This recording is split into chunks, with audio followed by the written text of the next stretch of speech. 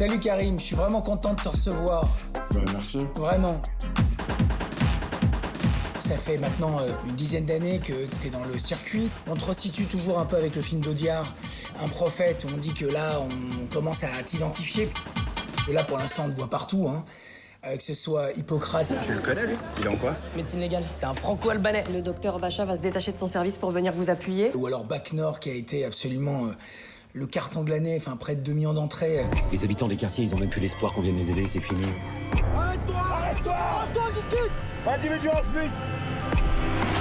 Ou La Troisième Guerre, hein, je pense au film de Giovanni Alois. Une rue, des passants, des fenêtres. Ce que tu vois, c'est des menaces potentielles. Alors tu te méfies. Et là, on va parler du film de Laura Vandel qu'on a reçu il y a quelques semaines dans cette petite rencontre. Vas-y. J'ai mal au ventre. Écoute-moi, je peux pas te laisser manquer l'école à cause d'un petit accident comme ça. Tu comprends? Comment tu es venu à ce projet? C'est Laura qui m'a proposé de lire son scénario. Il y avait vraiment déjà quelque chose de très fort, de présent au scénario et de très immersif. J'ai eu l'impression de moi-même être dans une cour d'école. T'inquiète pas pour ton frère, toi. Il veut pas aller à l'école. Je sais. Vas-y, rentre. C'est pas à cause du pipi.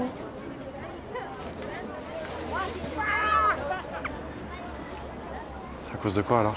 Est-ce qu'elle te dit à ce moment-là que le film sera filmé à hauteur d'enfant et qu'on verra principalement que ta taille? Elle m'explique le dispositif effectivement, de mise en scène. C'est ce que je lisais déjà dans le scénario. On est à hauteur du personnage de Nora, qui est le personnage principal, et on est vraiment avec elle. Et du coup, je trouvais ça assez logique que les adultes apparaissent dans le cadre de différentes façons. Puis ça m'a permis un peu de travailler en blaguant un peu de mon jeu de jambes, et c'était pas mal. Dis-moi. Il a des problèmes avec des garçons de l'école. Qu'est-ce qui t'amène au cinéma, Karim? Parce que tu commences assez tard, en fait. T'as pas fait d'école de cinéma, t'as pas fait d'école de théâtre.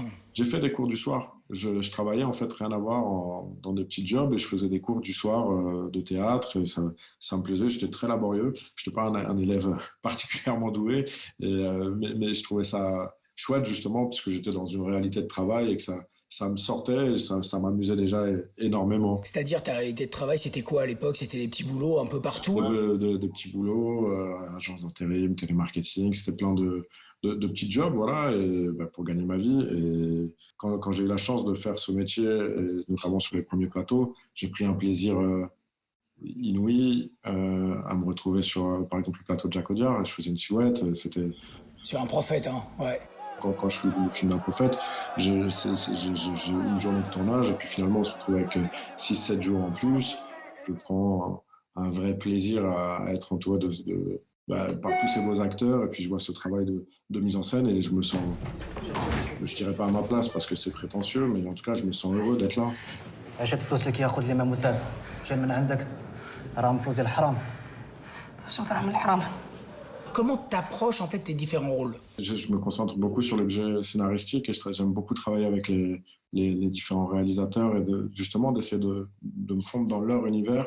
C'est ce qui ça m'intéresse vraiment. Ça m'intéresse de pas forcément me répéter, mais effectivement que ce soit par un travail physique, une approche aussi assez classique de psychologie de personnage. T'es aussi juste dans le film de Vandel, de Laura, que dans Bac Nord, où là, ça t'a demandé un effort physique, à mon avis, quand même très, très important. Et là, oui, effectivement, ça allait de soi d'aller faire un travail justement physique et un travail qui allait amener aussi une énergie particulière et singulière au rôle. J'ai eu la chance déjà d'avoir un temps de préparation, puisque j'ai eu 2 mois et sur lequel j'ai fait un travail de perte de poids avec un coach, etc., pour essayer d'incarner réellement ce policier.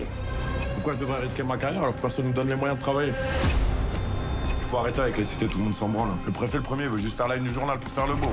Par rapport à la série Canal de Hippocrate, la saison 2, comment t'as atterri sur ce projet? Est-ce que c'est quelque chose qui t'a intéressé, passionné? Là, pour le coup, c'était Thomas Litti. Il y avait des scénarios bien établis, et puis on avait l'occasion de discuter parce que c'est un autre travail que le cinéma, et du coup, on a le temps d'instaurer des choses puisque le format est plus long.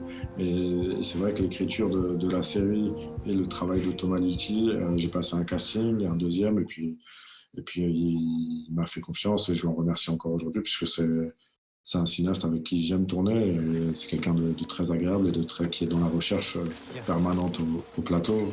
Arben, tu m'aides?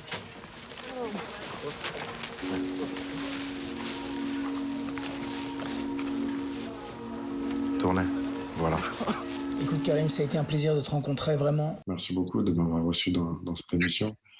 Franchement, bravo aussi au ciné, parce que j'ai eu l'occasion de quelques fois de tourner en Belgique et ça, vous avez un très beau cinéma européen, donc c'est chouette. C'est un des plus beaux pour moi. Et je trouve qu'il y a beaucoup de cinéastes très remplis et des gens qui proposent des choses très différentes. Et voilà, merci du coup. Merci à toi Karim, vraiment le meilleur pour la suite. Salut. Ciao. Envie de prolonger le congé d'automne? Ça tombe bien. Cette semaine, vous avez le choix entre une mission au Mali avec Louis Garrel, une tournée au Québec avec Valérie Lemercier, une traque au Vietnam avec Maggie Q, un raid au Mexique avec Clint Eastwood ou un very bad trip au pays avec Vers le Battens. Situation familiale, j'ai un enfant de 7 ans et mon épouse est avocate. Je pense que ça va très bien se passer, tu sais. Le légionnaire de Camille Cotin, c'est Louis Garrel, un officier humaniste, un mari et un père aimant, confronté à l'éloignement et aux responsabilités liées à ses choix de carrière militaire.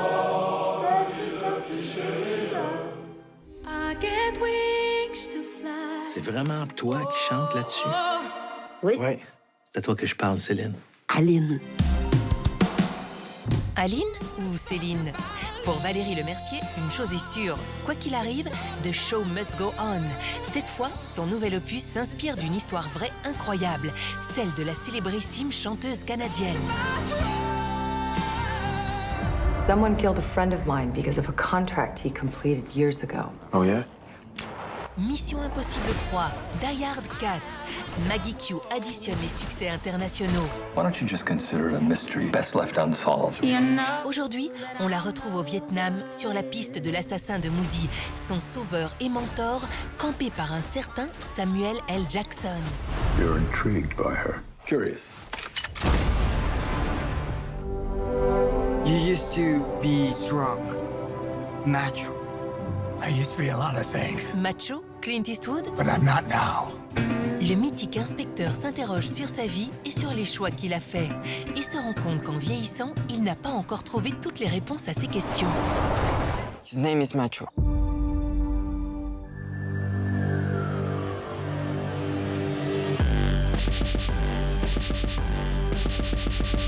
Dealer, le premier film de Jeroen Perceval avec Vers le Battens et Ben Segers. Johnny, jeune trafiquant de drogue de 14 ans, est placé dans un foyer. Il rêve d'une vie meilleure quand il rencontre un célèbre acteur. Jullie gaan stotterij. Het is niet omdat iedereen dat kent dat je die gedacht van een wagen hebt dat je geen achterlijke kloot bent. Voilà, Home Cinéma, c'est déjà fini. Rendez-vous la semaine prochaine pour un nouvel opus de votre émission.